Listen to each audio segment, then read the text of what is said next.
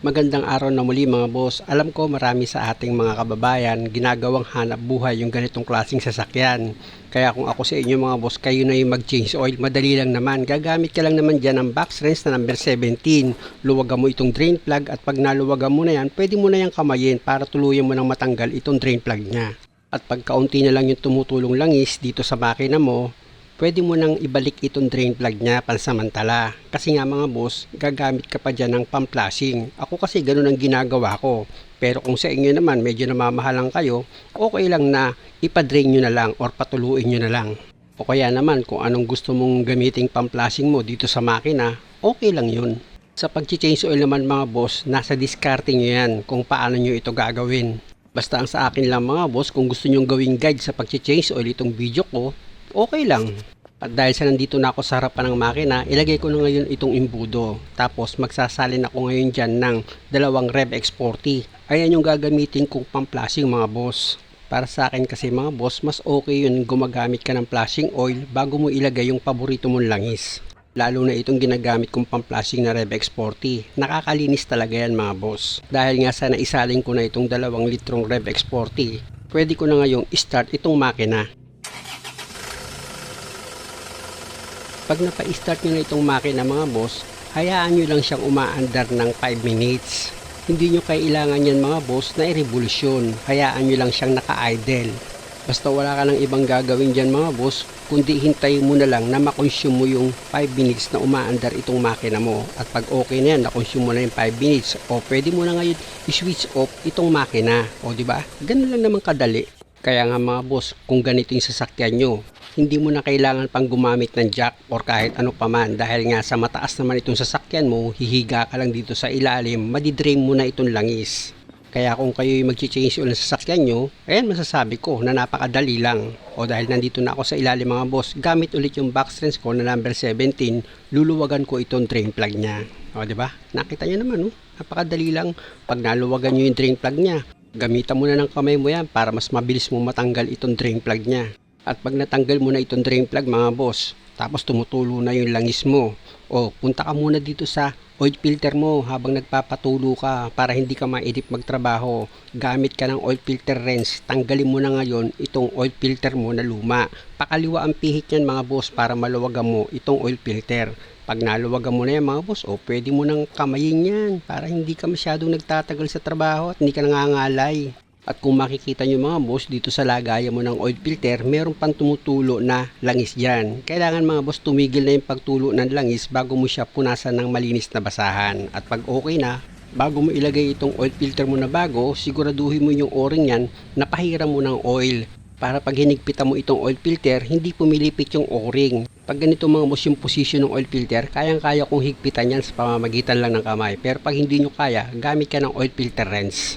At dahil nga sa okay na ako dyan sa oil filter, dito naman ako ngayon sa oil pan. Pupunasan ko muna itong pagkakabitan ko ng drain plug. Tapos pwede ko na ngayon ilagay itong drain plug. Siguraduhin nyo lang na yung washer nyan nandyan sa drain plug. Tapos punasan nyo ng malinis na basahan yan. Tsaka nyo ngayon higpitan itong drain plug gamit itong box wrench na number 17. At pag okay ka na dyan mga boss, balik ka na ulit dito sa ibabaw ng sasakyan mo. Dito sa makina. O di ba mga boss, ipakita ko naman sa inyo kung ganitong klaseng sasakyan nyo at gusto nyo mag-change oil. Totoo naman, hindi naman siya ganun kahirap at kayang-kaya nyong gawin. Dito na ako ngayon mga boss sa pagsalin ng oil. May nakaredy si customer na 5 liters. Sabi niya nga sa akin, lagi daw nilalagay niya rito, eksakto daw yung 5 liters. At ito na mga boss yung langis na ilalagay ko. Rev X 800. Yung kulay blue niyan mga boss, ginagamit ko rin yun. Rev X 400 naman yun, pero ito ang request ngayon ni customer kaya ayan ang ilalagay ko. Ako naman mga boss, hindi naman ako dictator na mekaniko. Doon pa rin ako sa kung ano yung gusto ng customer, doon ako sumusunod. Maliban na lang kung ikasasama ng makina niya, yun, hinaharang ko yun. Alam niyo mga boss, 1990 pa, gumagawa na ako ng sasakyan. At yung the way ng pag-chase oil ko mga boss, ganyan pa rin hanggang ngayon. Wala akong binago.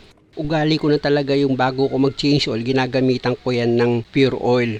Ayun ang ginagamit kong pang-flashing bago ko ilagay yung paboritong langis ni customer. At dahil sa okay na ito mga boss, ito na yung pang 5 litro na isinalin ko, pwede ko na ngayon ilagay itong engine cap niya. At dahil sa okay na ako dito mga boss, pwede ko na ngayon i-start itong makina. Lagi nyo tatandaan mga boss, bago kayo mag-start ng makina, siguraduhin nyo naka-neutral itong cambio. Tapos start nyo na yan.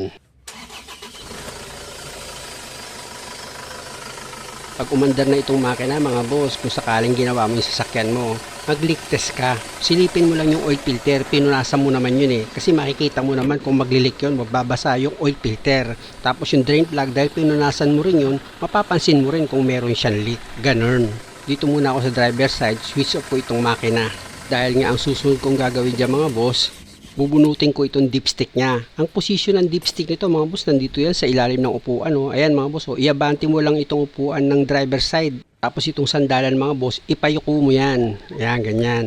Ilapit ko itong camera mga boss, may mga abubot dyan Tatanggalin ko muna yung mga nakaharang dito sa pwesto ng dipstick mga boss. Tapos itong cover ng dipstick mga boss, bibiglain mo lang yan paangat.